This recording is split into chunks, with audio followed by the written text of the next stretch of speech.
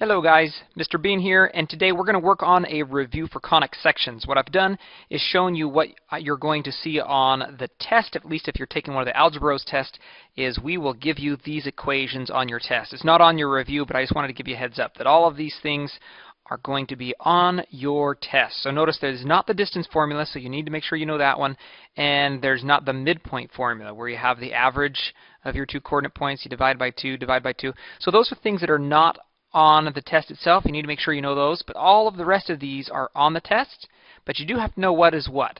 Like for instance, the subtraction one is the hyperbola, the addition is the ellipse, and so forth, and just know how these work, whether it's horizontal or vertical. So you may need to go back in your different individual lessons in order to get that. So let's start off here with number 1. So I'm going to actually go through your exact review, and you can kind of follow along. If some of these problems have changed in future years, well, at least you can kind of follow along with what I'm doing to get an idea of how to do this. So first we're going to do the distance, and the distance formula here is going to be the square root of, and then I take the difference and square it of either the x's or the y's. It doesn't matter which. So I'll just take the x's first. Negative 6 minus a negative 3 means we'll add the 3. And then I will add, because this is basically, it's just like the Pythagorean theorem.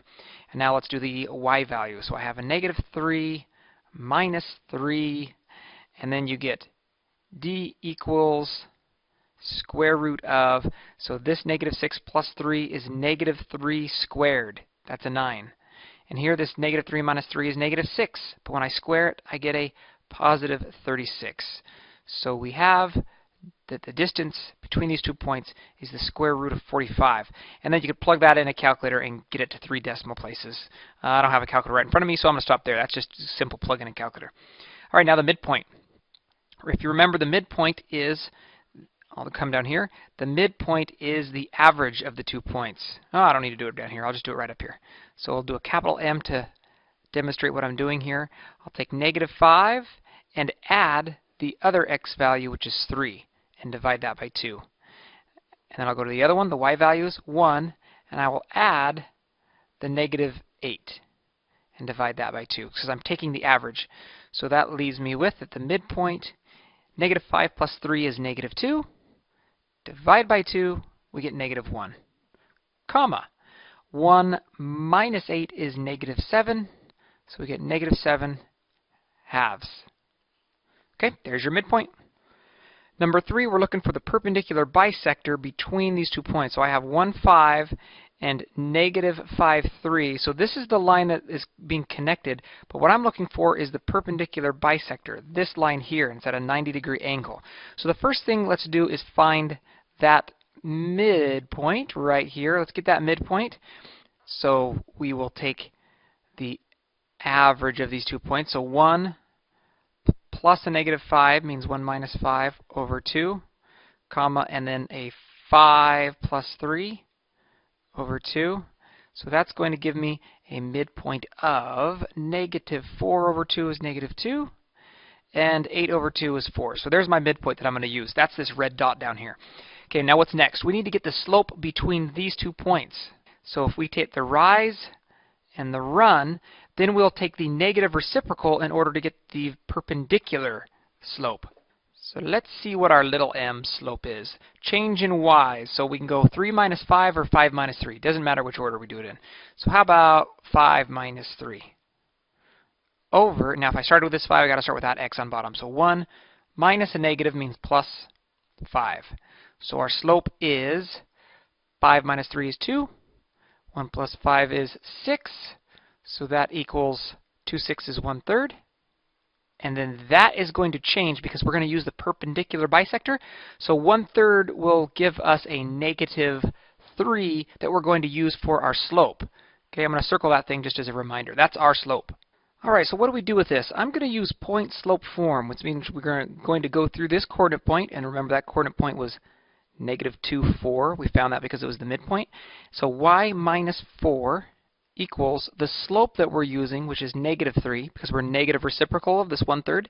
And then we times this by x minus negative 2, so x plus 2. So we're using this point. Now that actually could be done, but if we wanted to solve from there, you could go y minus 4 equals negative 3x minus 6, add 4 to both sides, and you get y equals negative 3x minus 2. So if you were solving for y, that would be your answer for this problem number 3. All right, number 4, we're graphing a parabola. We've got a quantity squared here and nothing over here on the right. So what's the coordinate of the vertex? We have the x value here is a 4, and the y value is a negative 1. So let's go over here. 1, 2, 3, 4, and, oh wait, positive 4. 1, 2, 3, 4, and down 1. There's our vertex. And which direction does it open? Well, the y is being squared, so it's either a left or right. And since the coefficient here is negative, it's opening left. Okay, that's important for where we're going to put our focus. That also means that the axis of symmetry, it's going to split right down. See, we're going to open something like this. We're going to open that direction. I won't graph that yet, but that means right down here on the line y equals negative 1. That's the axis of symmetry. So let's do the coordinate of the focus. In order to do that, we need to figure out what the p value is. So 4p equals negative 8. Therefore, p equals negative 2. So from, let's use red, from the vertex, I'm moving left 2 spots. There's the focus. So the focus is 2, comma, negative 1.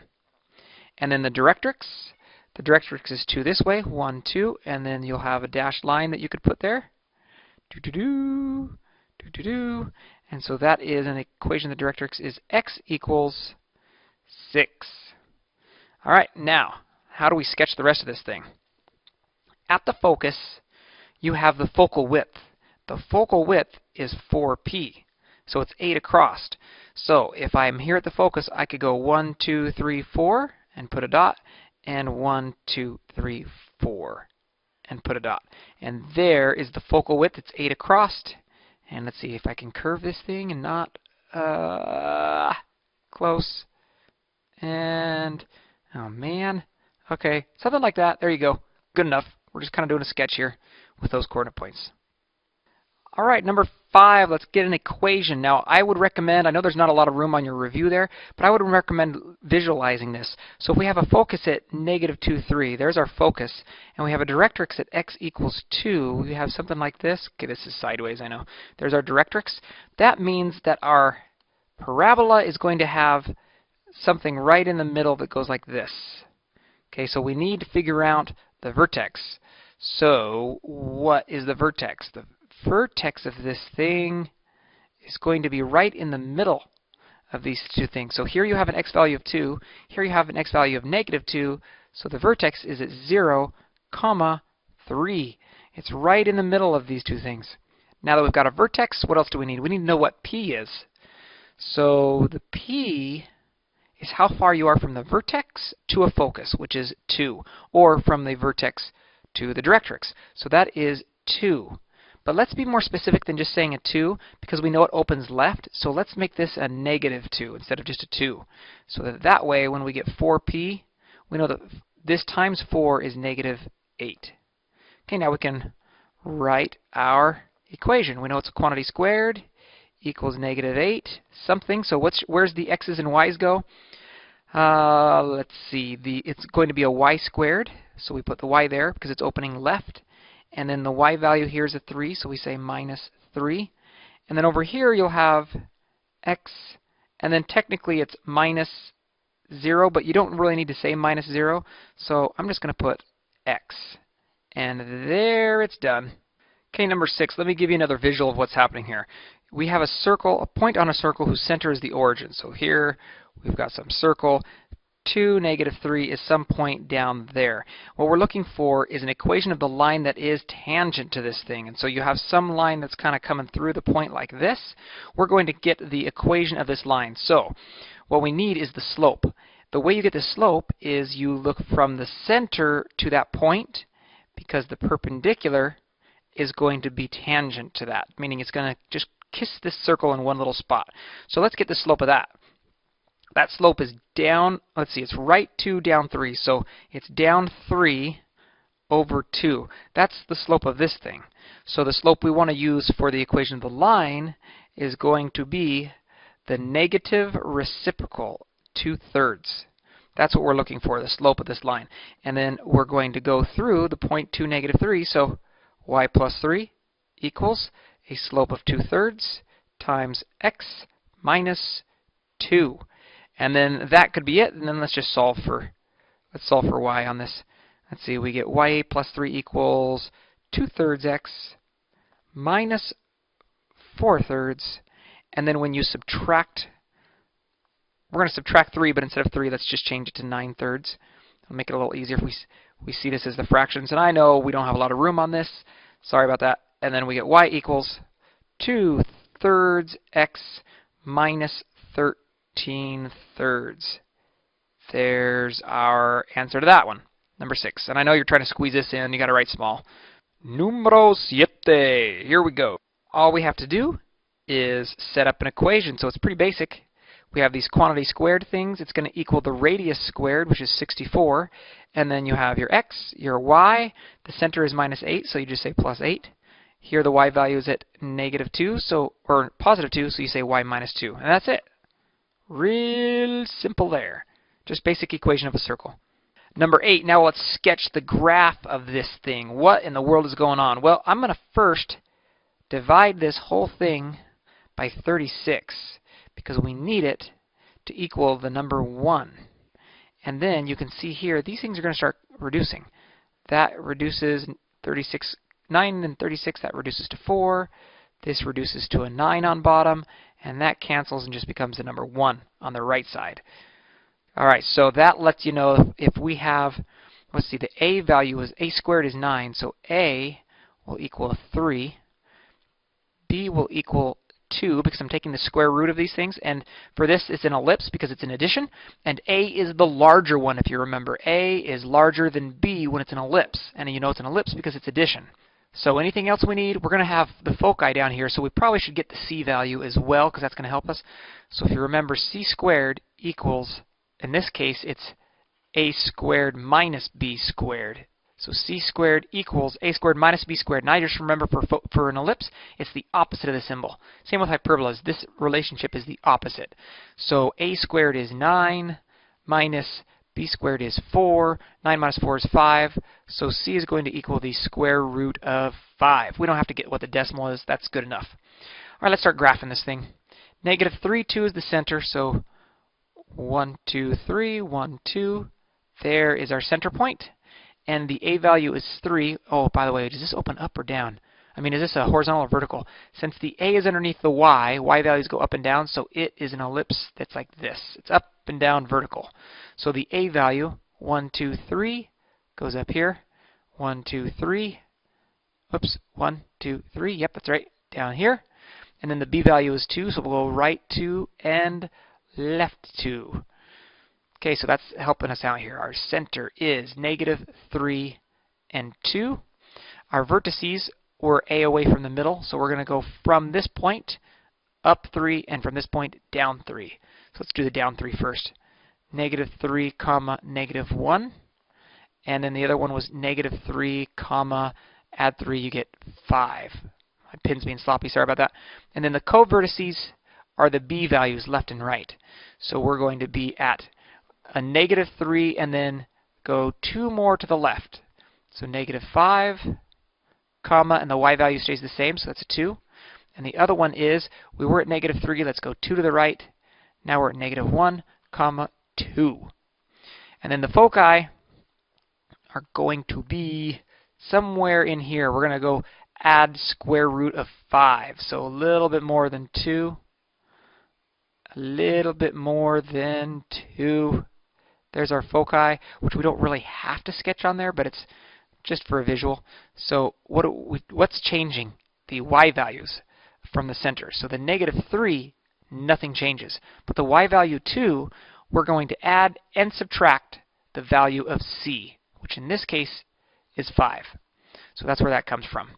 And then you just try to, as best as possible, curve your lines, which I am horrible at, but let's see how good that can be, and then we connect them. Okay, not too bad. All right, there's your ellipse. Okay, an equation for a circle. We got a center here and a point. What I want you to think about down here is that the equation of this circle would be x plus 3 quantity squared plus y plus 15 quantity squared equals, and then we have some radius squared. Radius squared. So what you could do is, there's a couple ways of doing this, and you could take this x and this y value and just plug it in there and solve for r. Or you could also get the distance between these two things, and if you get the distance between these, that's actually the radius. In fact, let's do it that way. On the solution guide, I think I did a little differently, so let's just get the distance. Okay, the distance between these points will give us radius, so I go -3 minus a -6, square it, plus, and now I'll take the y value, -15 minus a -16, and square it. And then what I get is the square root of, let's see, -3 plus 6 is 3, 3 squared is 9, plus -15 plus 16 is 1, 1 squared is 1. So the distance is the square root of 10, that's the radius. So the radius squared is just 10. So my formula is x plus 3, quantity squared, plus y plus 15. See, that represents our center point, -3, -15, and then it equals the radius squared, which in this case is 10. Okay, number 10, we are going to do an ellipse. Let's figure out what this thing looks like real quick, because that'll help us with our equation. The vertices are at 9, 4, somewhere over here, and -1, 4. So if those are vertices, that means the ellipse is a vertical ellipse, like that. I mean, not vertical, excuse me, horizontal. And the big idea with that is that, whoops, I can start setting up my equation now, because I'm going to have a quantity squared, it's addition because it's an ellipse, another quantity squared, I'm getting sloppy, and that equals 1. And if it's left and right, well, I can just put the x here and the y there, but I know that it's stretched left and right, so this is where my a squared goes, right here, and this one's where my b squared goes. Now I'm not going to write the a squared, b squared yet, because I'm going to figure out the numbers. So where is the center first? Let's get that. The center of this thing is right between the vertices, the midpoint of this stuff. So the midpoint, 9 and -1. Add those together, divide by 2. 9 plus -1 is 8. Divide by 2, you get 4. And then the y values, if 4 and 4 average of those, it's still just 4. So that's pretty easy. Now what else do we need? We need to get A. A is going to equal the center to a vertex. Well, look at that, 4, 4 to 9, 4. The y values are the same, so it's really just the distance between the x's, which is 5. And then what is b going to equal? We do not know, but I have here the value of c. And c is from 4 to 7. That's a value of 3. So what in the world is b going to equal? Well, we have the relationship of c squared equals a squared minus b squared. So if we plug in what we know, in this case it would be 9 equals 5 squared, which is 25, minus b squared. So you have that. Now if you solve this, you're going to get -16 equals -b squared, and then so forth. You solve for b, you'll end up with b is equal to 4. So the a we said goes underneath the x, the a squared I should say, so we'll put a 25 there and a 16 there, and then we put the center x minus 4 and y minus 4. Number 11, let's draw another quick little picture. Let's see, vertices are 1, 5. There's a vertex, -19, 5, way over here somewhere, and the vertices tell us that it's opening left and right, and that's a big deal because that means, remember, in hyperbolas, it's subtraction. It's going to equal 1. And in this case, quantity squared, this case, the a squared always goes first in hyperbolas. And so we got to figure out the a and the b and square them, put them on bottom. Whoops, that's squared and squared. But it also means that since we're moving left and right, that the x value is going to come first and the y value comes second. So let's get the center of this hyperbola, and that is the midpoint. So have 1, add a -19, that's a -18, divide by 2, you get -9, comma, and then the average of 5 and 5 is just 5. So, all right, x, so that means we go x plus 9 and y minus 5. How about a? A is equal to the distance from the center to a vertex. The 5 values, the y values are the same, so how about negative 9 to 1? You could think of that distance, or you could think of the distance negative 9 to negative 19. That is a distance of 10. So a goes first, so this is 100, because it's a squared. And then the value of b is equal to the center to the ends of the conjugate axis. What is this here? And remember, it's vertices, it's the transverse axis. The conjugate axis is not to the vertices. So we're going negative 9 to negative 9 is nothing. So how about from 5 to 11? That's a distance of 6. So we put 36 down there. There's your answer for number 11. Number 12, now we get a graph, and we're just going to write the equation based on the graph. So let's label a few things here. Here's that center point. The center point is going to be, what is that, 2, 2. All right, and then it's moving left and right. So here, let's just start setting up our equation. I have a quantity squared minus, because it's a hyperbola, and then another quantity squared. It's going to equal the number 1. And let's see, I'm going to open left and right, so that means the x comes first, the y comes second, because it's horizontal, left and right, and the a squared always goes first. Okay, so that means, what is a? A is the distance from the center point to a vertex. That distance from here to here is 2. So we square it and get 4. Oh wait, we can do this too, the 2 and the 2. So x minus 2, y minus 2. And then what goes over here, the b squared? The b squared, how do we figure that out? Let's use a, do I have a triangle? Yeah, there we go. Let's look at this pretty triangle there. So the a was a 2, the b value going up and down, that's just a 1. So we put a 1 squared goes there, and that's it. So really, you can just say y minus 2 quantity squared here. You don't even have to say over 1. But that is the answer for that one. Number 13, rewrite into conic section standard form. So let's reorder this thing. We have the x squareds, and with the x's, there's no other x's, so we're good there. Minus 25. You know what? Let's take out the y squared. So if I take out a minus 25, now I have y squared. Not take out y squared. Leave y squared, so that there's a coefficient of 1. And then we just took out a negative 25, which leaves this as a plus 2y. Now I'm going to leave myself a little bit of space because I'm going to complete the square here. This is where we complete squares to get in standard form. And I brought this minus 250 over, so now it's going to equal a positive 250. So what do we do next? We will complete this square. Half of 2 is 1. Square that, and you get a positive 1. So if I add 1 on the left, you'd think, oh, I got to add 1 on the right, but it's actually not a 1. It was a 1 times negative 25. So to balance this, I have to subtract 25 over on the right side. Now it's balanced. So I have 9x squared minus 25. Now this is a perfect square, so we can call this a quantity squared. And what's inside here? Y plus half of b. Half of b is a 1. And then this is going to be 250 minus 25. That's 225. All right, our next step is to make sure that this thing equals 1. So I need to divide every term by 2. Oops, that's supposed to be a 5. By 225. Divide by 225.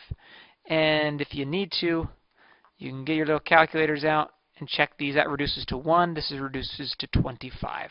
That reduces to 1. This reduces to 9. That cancels and becomes the number 1.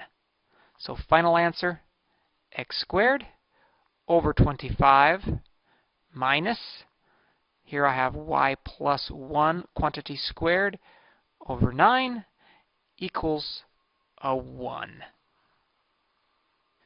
Alright, a couple application problems here, and then we are done. Let's draw a little parabola heating oven, solar oven thing that basically means this, it's going to come down and bounce to a focus. That's what the sun's rays are going to do. And so we need the heating area. Where's the heating area here? Let's put a focus somewhere around here.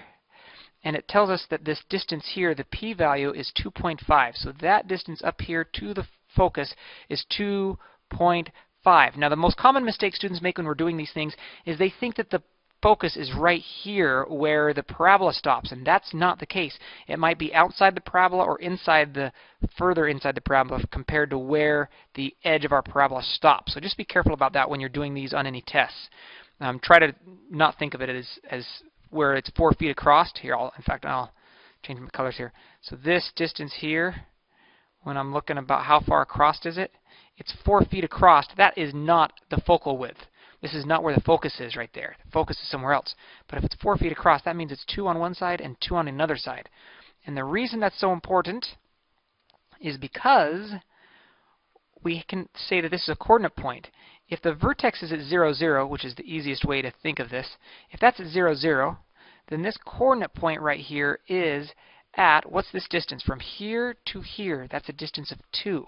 So the x value is 2, and the y value is something that we don't know. That is our how deep the oven is. So here's how this works.